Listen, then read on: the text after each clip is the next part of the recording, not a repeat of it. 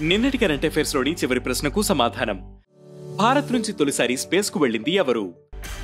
అంతరిక్షానికి వెళ్లిన తొలి భారతీయుడు రాకేష్ శర్మ 1984 ఏప్రిల్ 3న Soviet spacecraft Soyuz T11 expedition ద్వారా ఇద్దరు రష్యన్ వ్యోమగాములతో కలిసి స్పేస్ కు వెళ్లారు.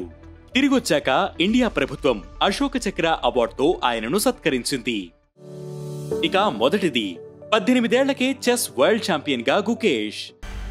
ప్రపంచ చెస్ ఛాంపియన్ గా భారత్ కు చెందిన దొమ్మరాజు గుకేష్ నిలిచారు. సింగపూర్ లో జరిగిన ఛాంపియన్షిప్ టోర్నీలో చైనాకు చెందిన దిన్ లిరెన్ ను ఓడించి 7.5 పాయింట్లతో గుకేష్ విజయం సాధించాడు. ఇక రెండవది 8,000 కోట్ల రూపాయలతో 8 కొత్త స్మార్ట్ సిటీలు. The ministry of housing and urban affairs smart city mission పేరుతో కొత్త స్కీమ్ లాంచ్ చేసింది. 8,000 కోట్ల రూపాయలతో 8 న్యూ సిటీలను స్మార్ట్ సిటీలుగా తీర్చిదిద్దనుంది. ఇందుకోసం ఇప్పటికే 23 రాష్ట్రాల నుంచి 28 ప్రతిపాదనలు వచ్చాయి.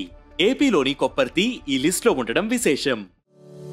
ఇక మూడవది 4 ప్రాంతాల్లో మహాకుంభమేళా.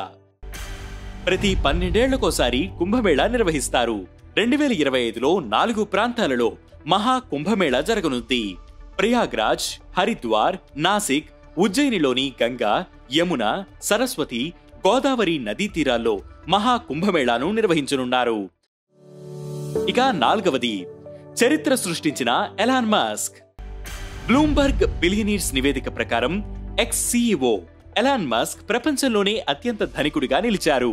ప్రస్తుతం ఆయన నికర సంపద విలువ అక్షరాల 33,938 కోట్లు. ముఖేష్ అంబానీ కంటే ఎలాన్ మస్క్ తన వ్యాపారాలతో రోజుకి 4 రెట్లు ఆదాయం పొందుతున్నట్లు నివేదిక తెలిపింది. ఇక ఐదవది 58వ టైగర్ రిజర్వ్. మధ్యప్రదేశ్ లో ఉన్న రాతాపాని వన్యప్రాణుల అటవీ ప్రాంతం 58వ టైగర్ రిజర్వ్ గా గుర్తింపు పొందింది. మాధవ్ నేషనల్ పార్క్ ను 57వ టైగర్ రిజర్వ్ గా గుర్తించారు. 2023 లెక్కల ప్రకారం దేశంలో 3,682 పులులు ఉన్నాయి. ఇక ఈ రోజు current affairs question: Oscar academy award అందుకున్న తొలి భారతీయుడు ఎవరు? ఈ ప్రశ్నకు సమాధానం మీరే కామెంట్ చేయండి.